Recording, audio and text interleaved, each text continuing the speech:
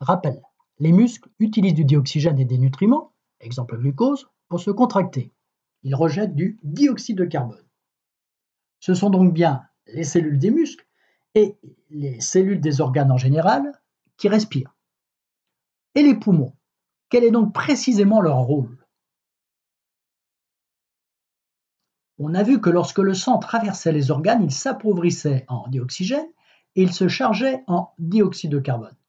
Il faut donc que sans cesse, le sang se recharge en dioxygène et qu'il évacue le dioxyde de carbone. Les poumons permettent de se recharger sans cesse en dioxygène et ceci peut se mesurer. Regardons le montage Exao suivant qui permet de mesurer sa propre consommation en dioxygène. Mesure réalisée. Chaque petit rectangle correspond au volume de dioxygène en litres consommé par unité de temps. Une période d'effort suivie d'une période de récupération.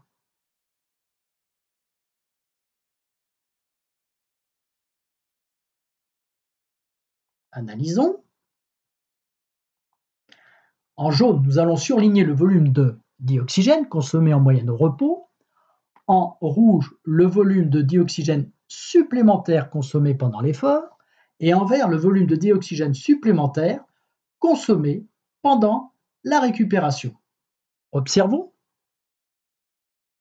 Constatons que lors de l'effort et aussi lors de la récupération, nous consommons une quantité d'oxygène non négligeable en plus.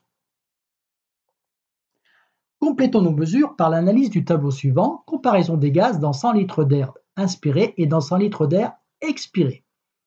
Le dioxygène passe de 21 litres à 16 litres. Le dioxyde de carbone passe de 0,03 litres à 4 litres et demi, pas d'échange gazeux pour le diazote, et la vapeur d'eau passe de 22 mg par litre à 43 mg par litre. Observons. En rouge, l'air inspiré. En bleu, l'air expiré. Que constate-t-on? L'analyse des gaz entre l'air inspiré et l'air expiré nous indique que nous effectuons des échanges gazeux entre l'air atmosphérique et notre organisme.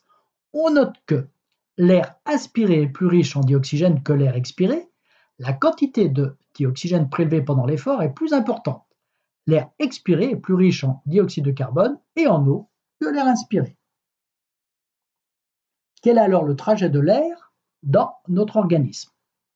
Nous avons les fosses nasales, le pharynx, le larynx, la trachée, les deux bronches, qui se terminent par les bronchioles.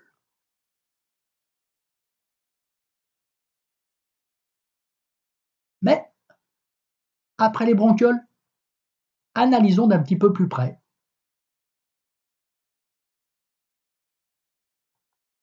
Nous observons des alvéoles pulmonaires et un réseau sanguin. Observons. Le sang distribue du dioxygène à tous les organes. Le sang rejette du dioxyde de carbone venant des organes.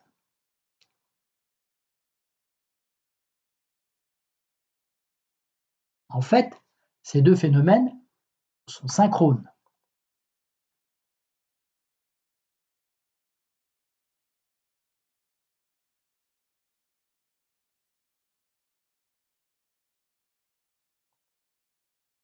Les échanges entre l'air et le sang, vous remarquez qu'entre les deux, vous avez une surface d'échange de 2 cm² qui sépare le réseau sanguin du réseau alvéolaire, que les membranes sont très fines, sont de l'ordre de 0,2 à 0,3 micromètres, permettant aisément le passage des gaz d'un milieu à un autre, c'est-à-dire des capillaires sanguins, aux alvéoles pulmonaires.